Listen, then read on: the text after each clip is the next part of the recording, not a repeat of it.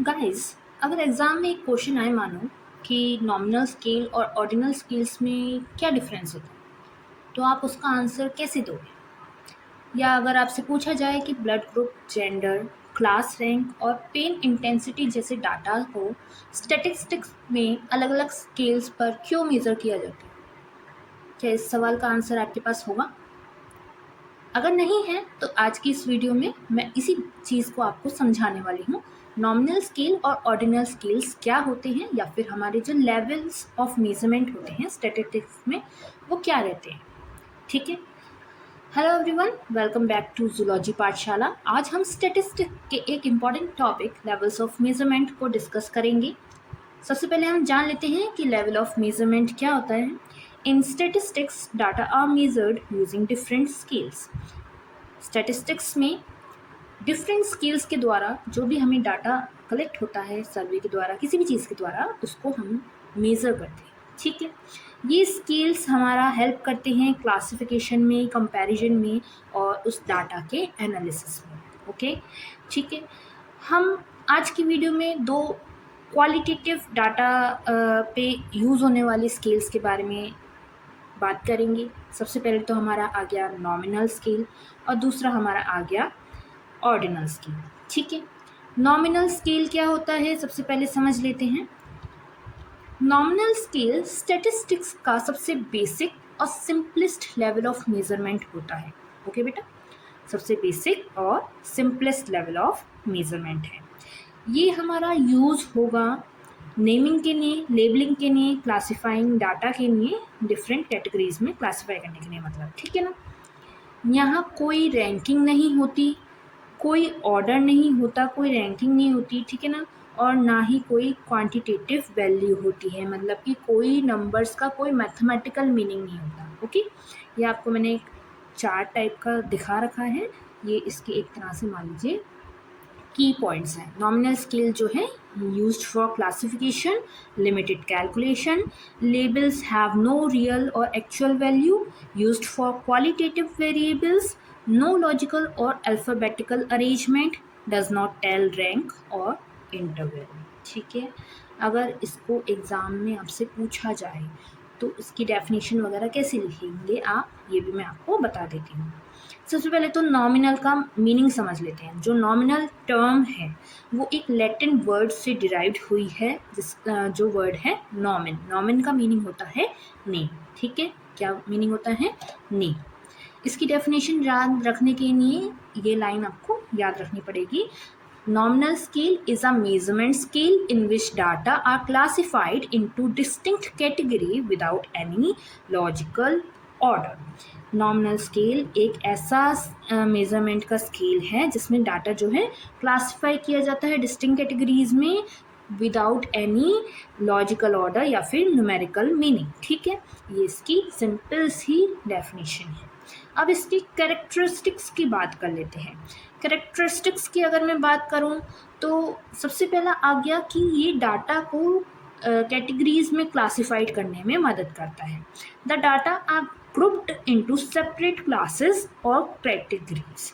Example में अगर हम ले लें तो मेल है या फीमेल है, ब्लड ग्रुप्स क्या हैं, उसका रिलीजन क्या है। ठीक है, इस टाइप के डाटा में क्लासिफाई करने में, कैटेगरीज में इसको बांटने में डाटा को मदद करता है। सेकेंड इसका कैरेक्टरिस्टिक हो गया, कैटेगरीज आर म्यूचुअली एक्सक्लूसिव। वो जो कैटेगरीज में ये बांट रहा है वो म्यूचुअली एक्सक्लूसिव है, एक दूसरे के बिल्कुल अलग अलग है। Each observation belongs to only one category at a time. एक डाटा, एक ऑब्जर्वेशन जो है वो एक ही कैटेगरी को बिलोंग करेगा एक टाइम पे। ठीक है।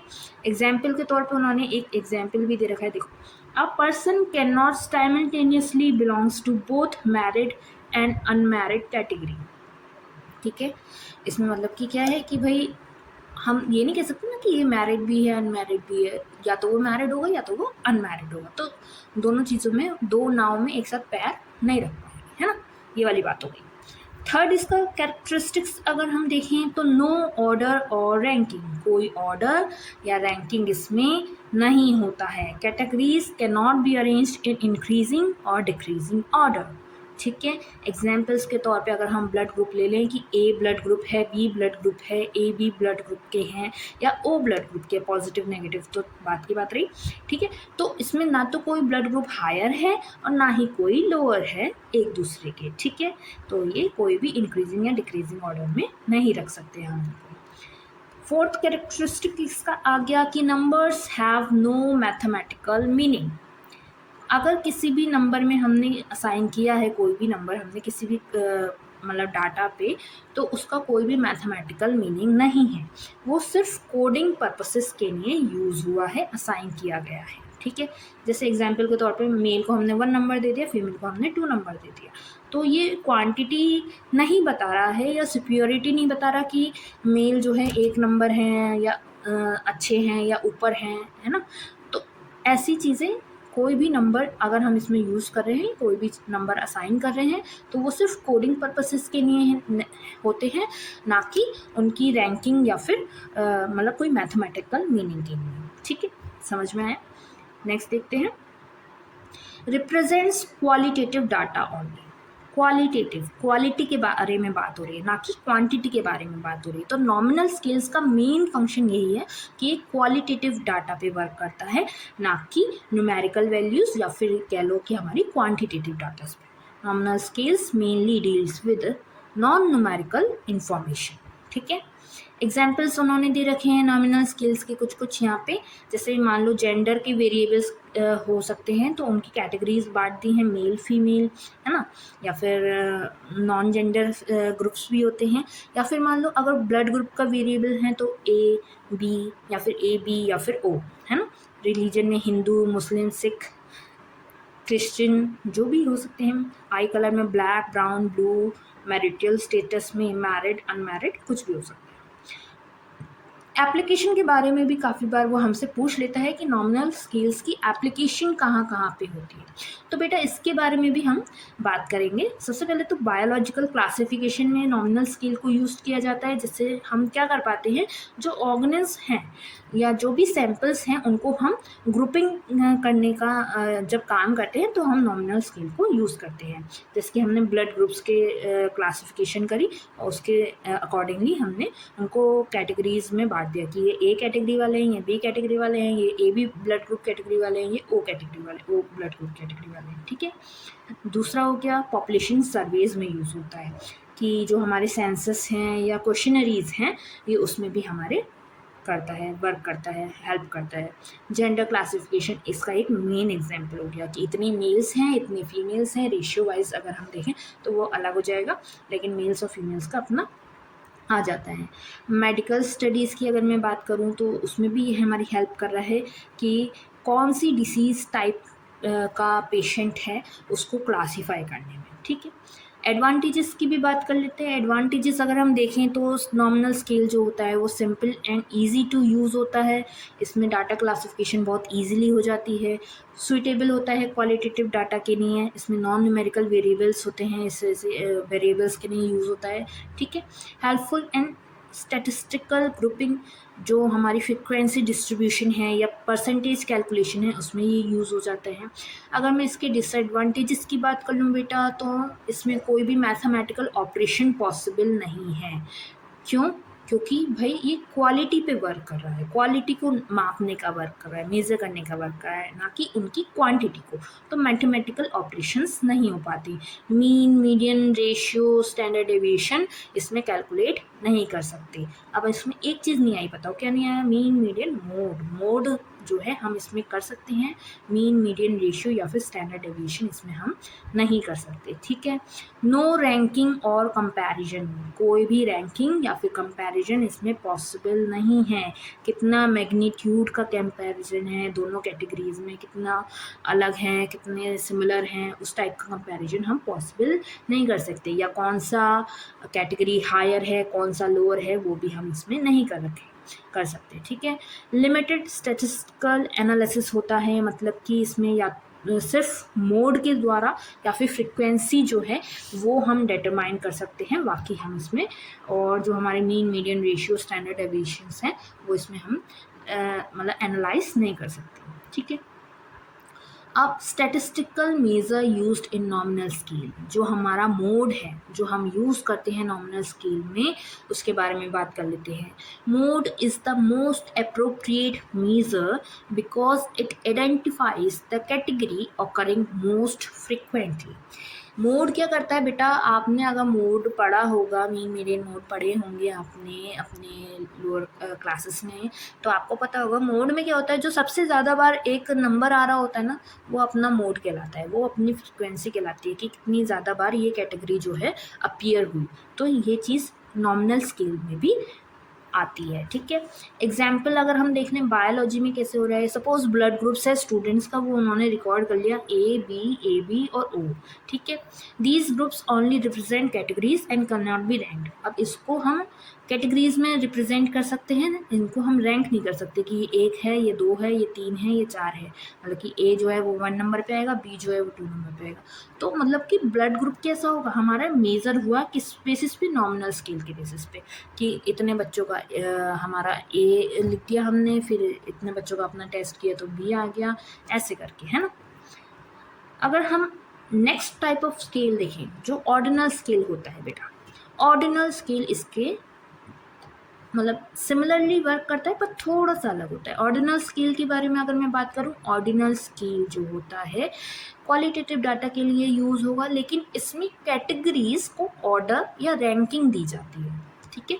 मतलब नॉमिनल स्केल की तरह ही वर्क कर रहा है, क्वालिटेटिव डाटा पे ही वर्क कर रहा है, लेकिन इसमें क्या है, जो कैटेगरीज है ना, उनको ऑर्डर वाइज बांट दिया जाएगा या फिर उनको एक रैंकिंग दे दी जाएगी कि ये कैटेगरी सुपीरियर है या ये कैटेगरी हायर है, ये कैटेगरी लोअर है, ठीक है। डेफिनेशन की नहीं अगर हम देखें तो ये रही है हमारी definition. Ordinal scale is a measurement scale in which data are classified into categories that have a meaningful order और रैंकिंग, ठीक है, समझ गए। कैरेक्टरिस्टिक्स यहाँ पे मैंने आपको दिखा रखे हैं, चलिए इनको भी हम एक बार डिस्कस कर लेते हैं। इसमें एक उन्होंने पॉइंट दे रखा है, unlike nominal scale categories can be arranged in order. मतलब कि नॉमिनल स्केल की बात मैं करूँ और ऑर्डिनल स्केल की बात करूँ तो जो ऑर्डिनल स्केल होता है उसमें कैटेगरीज जो हैं ऑर्डर में अरेंज कर पाते हैं हम, ठीक है। But exact differences between categories are not known.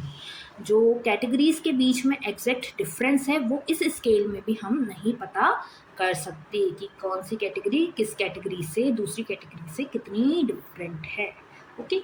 Definition इन्होंने दोबारा से यहाँ पे बता रखी है, आप एक बार इसको भी रीड आउट कर सकते हैं, इसको भी समझ सकते हैं, ठीक है।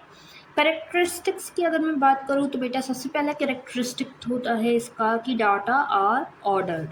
डाटा जो है एक ऑर्डर में होता है, हायर या फिर लोअर रैंक या फिर वाइस वर्सा में हम इसको अरेंज कर सकते हैं, रैंक कर सकते हैं, ठीक है।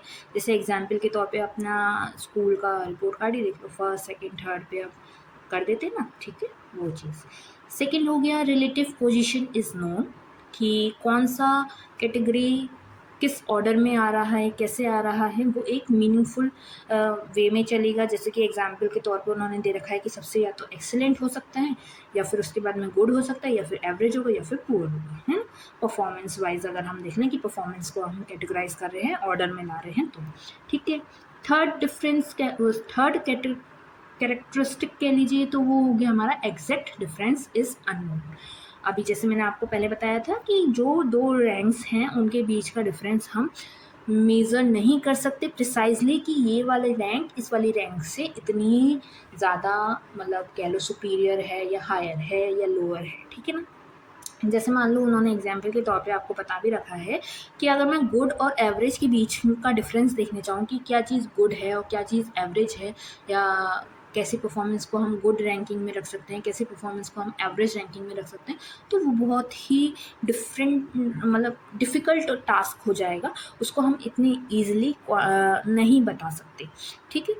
फोर्थ इसका कैरेक्टरिस्टिक हो गया कि क्वालिटेटिव नेचर का होता है। Ordinal scales also represent qualitative data. अब ये चीज़ आपको ध्यान रखने की ज़रूरत है कि ये दोनों जो स्केल्स मैं आपको बता रही हूँ ये क्वालिटेटिव डाटा पे वर्क करते हैं। तो क्वेश्चन अगर आपको एग्ज़ाम में ऐसा भी देखने के लिए मिल सकता है कि क्वालिटेटिव डाटा को मेज़र करने के लिए कौन कौन से स्केल्स यूज़ होते हैं, या फिर ऐसे स्केल्स को डिस्क्राइब करिए जो हमारे क्वालिटेटिव डाटा की मेज़रमेंट में हेल्प करते हो। तो उस टाइप के क्वेश्चंस में भी आपको इन्हीं दोनों स्किल्स के बारे में बात करनी है। ठीक है, इसका फिफ्थ कैरेक्टरिस्टिक पे आ जाते हैं दोबारा से हम, मैथमेटिकल ऑपरेशंस आर लिमिटेड। इसमें क्या है, रैंकिंग पॉसिबल है, लेकिन रैंकिंग के ऊपर कंपैरिजन करना ही सिर्फ कर पाते हैं हम इस स्किल में। हम उसको जैसे हम डिफरेंस नहीं बता पा रहे दो रैंक्स के बीच में, तो वैसी सब चीज़ें इस स्केल में भी हम नहीं कर पाते। ठीक है, इसके एग्जाम्पल्स उन्होंने बता रखे हैं, जैसे कि मान लीजिए क्लास रैंक की अगर हम बात करें तो ऑर्डर्ड कैटेगरी है कि भाई पहले फर्स्ट आएगा, फिर सेकंड आएगा, फिर थर्ड आएगा। सेटिस्फेक्शन लेवल होता है एक, मान लीजिए, तो उसमें पहले सेटिस्फाइड आ गया, फिर न्यूट्रल हो गया, फिर अनसेटिस्फाइड आ गया।